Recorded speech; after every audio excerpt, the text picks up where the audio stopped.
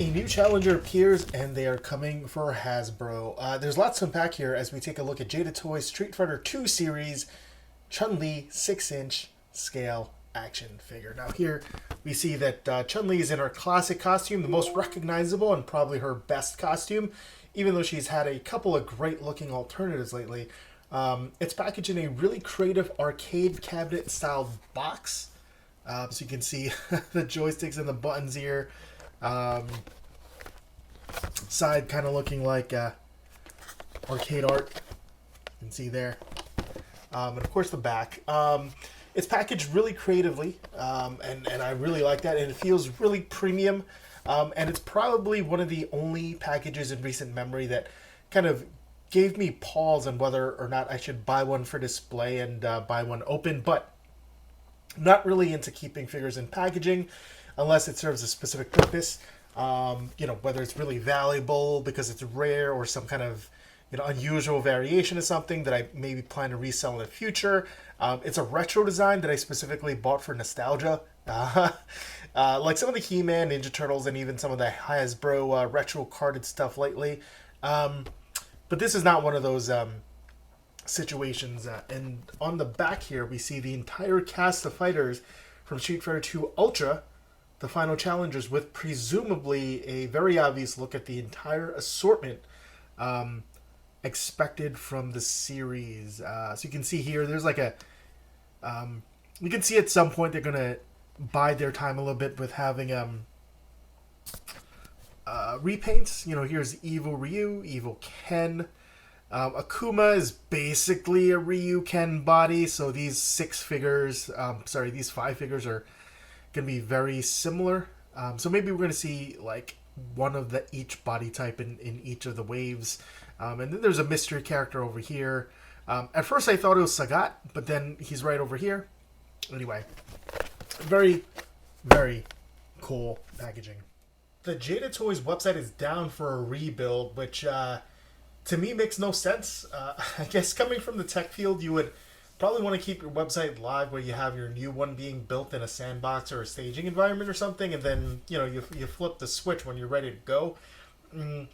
I don't know in this day and age that having a whole website just out of commission sounds kind of amateur. I don't know whether it's extremely small team that's working on it, like 2 guys in the basement, and the decision was made by leadership because they didn't want to pay for the extra space on a cloud server somewhere. I don't know. Anyway, I do, however, have the sell sheet as provided by the German Jada Toys website. So the English isn't the greatest here. There appears to be some, code still in there, like broken code and whatever, but, we'll get past that a little bit. So the sell sheet reads, even in a scale of 1 to 12, Street Fighter Chun-Li proves why she is one of the most popular female action figures in the world. The Chinese undercover Interpol agent fights for justice, combining attacks of lightning speed with a fluid fighting technique. You can create her infamous moves in detail, like the Hyakuretsu Kyaku, and, I'm going to be pronouncing that horribly, where she executes a series of fast kicks in succession, and it comes with this amazing kind of kick effect and a little stand, which is absolutely wonderful, and it's super perfect. And she has over 20 points of articulation and accessories. Officially licensed Capcom product in a characteristic look. That's literally what it said on the website. The decorative action figure comes in an outfit based on her iconic look in the Street Fighter 2 video game. A blue Ki Pao vest, white combat boots, spiked bracelets, and of course, her typical ox horn hairstyle. I think here we just call it like buns or something. I don't know. I don't know. It's probably a weird kind of translated issue over there.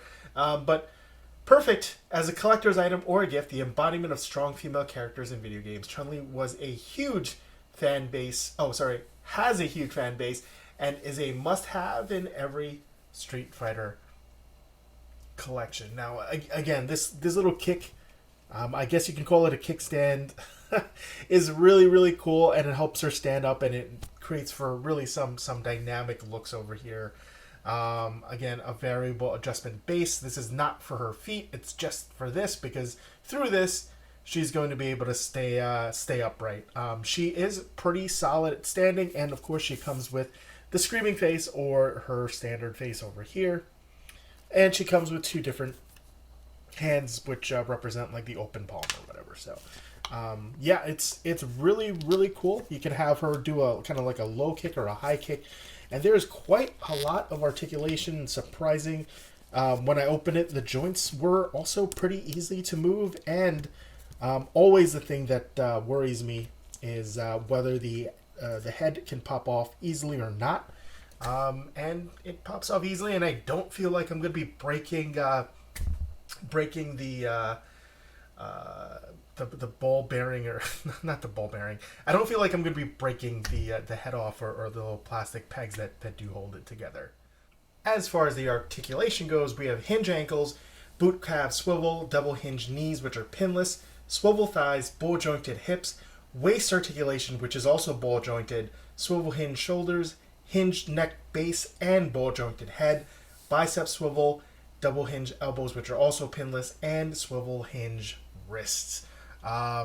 So yeah, there is a ton of posability options, especially for a character that is supposed to be dynamic and agile. So that's really, really cool. The first wave contained Ryu, Fei Long, and Chun Li. Wave 2 features Ken, Dalsim, and M. Bison, and those are out basically this summer, so depending on when you're watching this video, they all should be out now. I think Ken came ahead of Dalsim or M. Bison, which is kind of weird, because when I was looking up, it looks like I could buy those, but the other two were still on pre-order for like early July or something like that. Cammy, DJ, and Guile will fill out Wave 3, which maybe would be coming out Christmas. I feel like a lot of toys come out then, but at the same time, I haven't seen any of the pre-orders come up yet, so I don't know, maybe late this year, early next.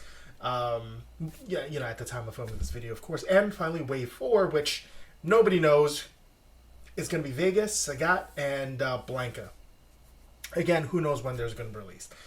Personally looking forward to Vega, Cammy, and maybe I'll go back there and get a Ryu. I know he's already out, but man, I did not play a lot of characters from when I was really, really into Street Fighter when I was younger. So it's kind of tough for me to want to put in the effort to get a bunch of characters that I didn't really play that much. Ryu was probably a third or fourth character that I went to back then.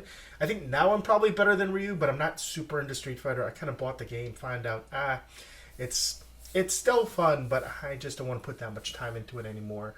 And, you know, honestly, I just wasn't really that good and gravitated towards, like, the fast and agile characters.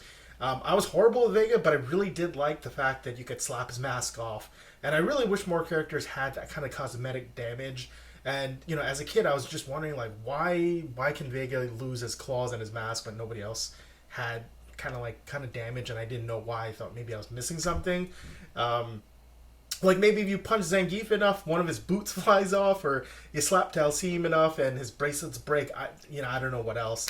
However, we probably can't get into any clothing damage because that is a different type of game, and I think we know those already exist, kind of in a different category. So, you know, as we move into the figure comparisons to help you decide whether the design language for this particular figure shapes up to others maybe in your collection in a similar scale. We're bringing along a whole bunch of Hasbro figures because actually this is my one and only Jada figure, so I don't have anything to compare it against, unfortunately. So we have the G.I. Joe Classified line, Star Wars Black Series, Power Rangers Lightning Collection, and of course the standard and perfectly 6-inch scale, 6-inch Spider-Man figure. Chun Li doesn't really fall within any of those. She's sort of like animated but sort of video gamey, so her face doesn't look particularly real, especially compared to the real life actress of that Power Ranger villain, Scorpina, I think her name is. And yeah, of course, whether the actress actually looks like this figure, you know, that's up for contention. I don't know if the likeness is all that great, but it does look very realistic. It does look like a human could look like this, but Chun-Li, very unrealistic, very cartoony, exaggerated features. So let me know what you thought of this figure. Did you love it? Did you hate it? What kinds of stuff do you prefer collecting, and what figures are you looking forward to over the next couple months? Thanks for watching. Stay tuned for more content.